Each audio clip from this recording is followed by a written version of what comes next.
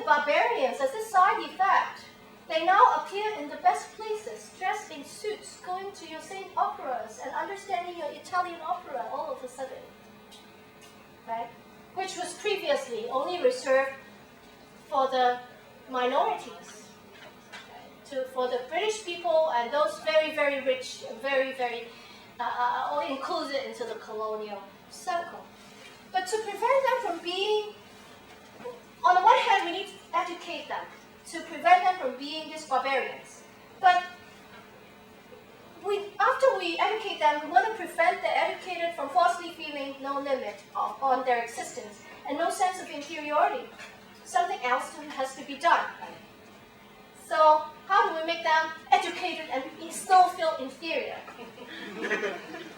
Now, there is another cultural historian, DiMaggio, and he traced the story of how they created people who are highly educated and still feel inferior. The distinction between high and popular culture, it's the key, right? In its American version, emerged in the period between the 1850s and 1900 out of the efforts of urban elite to build organizational forms that first isolate high culture and second differentiated it from popular culture. It classifies the boundaries between entertainment and art, as if art is always boring and not entertaining. Good art is both entertaining, inspiring, fun, and art. So, and now they are telling these people, don't bother about art. It's boring, and it's not something you can ever understand. Give up. Do your 张朋友. See? So frame a new method of cultural appropriation that can establish exclusions. To establish cultural spaces and institutions to govern, control, and exclude some of these other people. Now, he said the distinction between high and popular culture is dependent on an organizational distinction between non-profit cultural institutions run by private individuals or boards of trustees. This is high culture. And on the other hand, market-run, commercial, profit-seeking culture industries. That's popular culture. Now, before is not the same. Shakespeare cares about how many people go to his plays because he is at once a great playwright and dramatist and an entrepreneur. Now art is supposed to be something that the government needs to pay a lot for, or non-profit organization need to do charities to get the fund to pay for something expensive. Nobody can afford. Only non-profits, institutions, and boards of trustees, all these people can afford donate money to allow some people to buy very expensive tickets to go to. And the rest, let the market sell you cheap stuff. And that's your popular culture. That was not the case before. And in America, they try to do that by setting up something like the Museum of Fine Arts. Before, what does an artist do?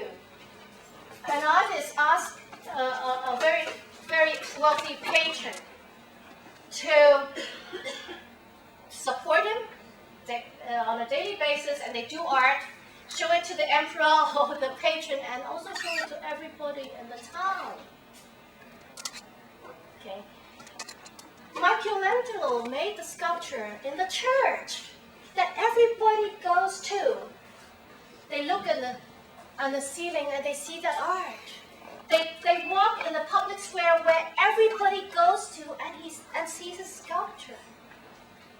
Art was supposed to be for the emperor to the beggar.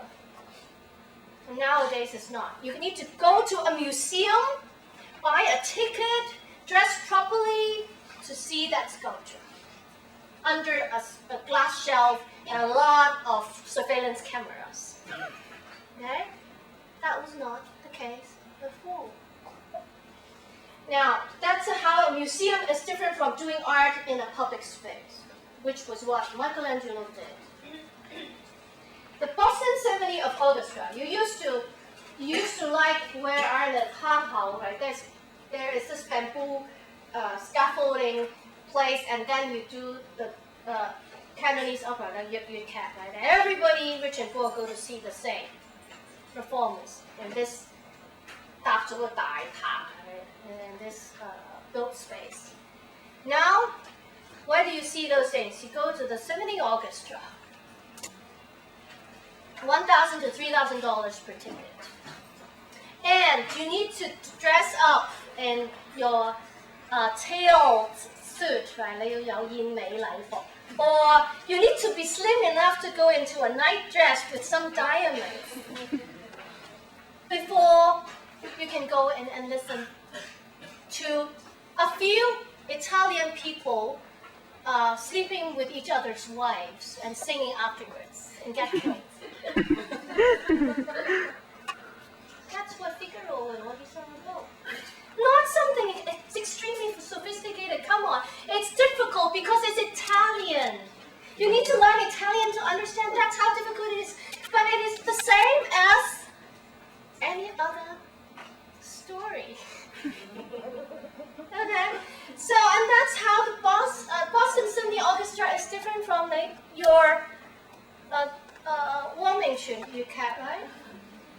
So this distinction between high and popular culture was immensely successful by the end of the 19th century as a way of differentiating people in terms of cultural class.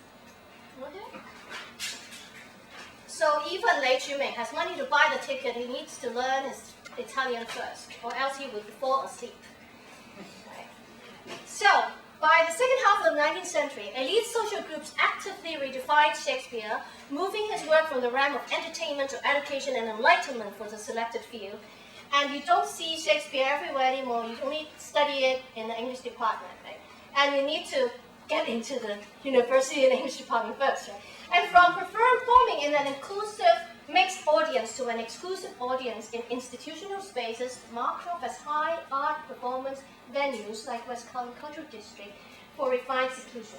And it took a great deal of evidence to allow this cultural historian to transcend his own cultural assumptions learned from this education, to accept the fact that Shakespeare actually was popular culture in 19th century America, similar to 京剧 and 越剧.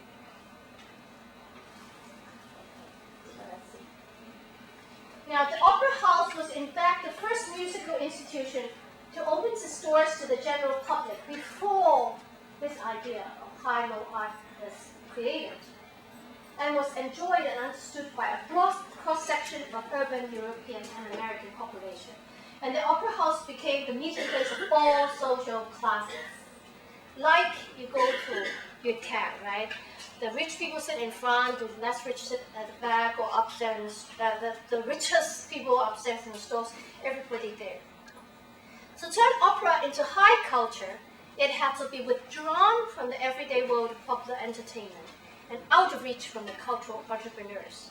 You do not allow cultural entrepreneurs to run these things anymore. And you give it to the arts development and become culture with a capital C. And only around the 1930s did the dominant classes in America and also in Hong Kong after the Second World War adopted the system of sponsorship merit legitimacy to establish the opera as high culture, only available in the protected realm of the non-profit educational forum. And opera as high culture is a historically and class-specific invention. Content-wise, it is something that everybody can understand. And people, like peasants, used to be able to recite the entire opera, although they don't know how to write every single word. But like people can sing, right, 大雷花, without even understanding how to write.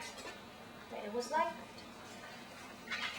So now high art is now defined as anti-popular and difficult and boring, and access is institutionally restricted to the elitist field. Now, I want you to think about this issue and the tutorial in relation to Hong Kong. Now you understand its history.